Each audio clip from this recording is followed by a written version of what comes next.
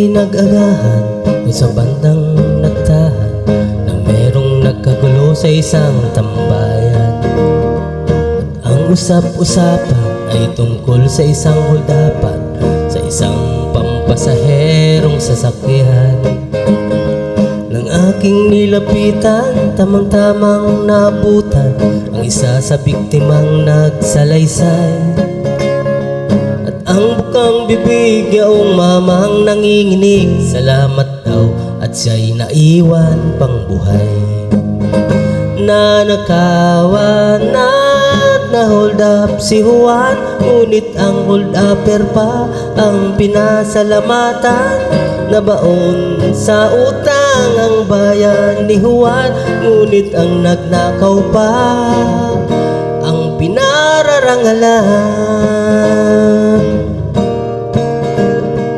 Isang kense ng kayo ang pinagpawisang sahod ay nahulog sa kamay ng magnanakaw.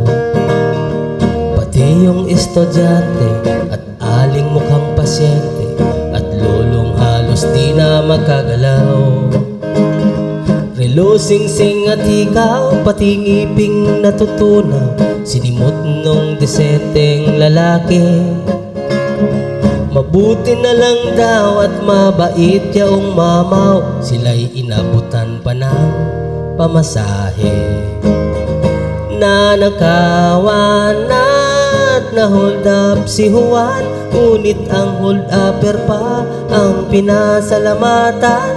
Nabaon sa utang ang bayan ni Juan, ngunit ang nagnakaw pa ang pinararangalan.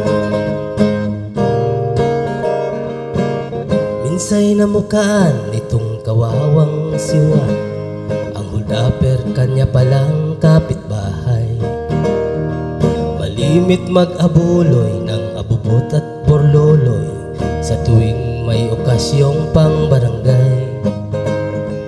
Siya ay kwelang-kwela sa simbahan at eskwela, bida kay bishop, kay judge at kay kapitan.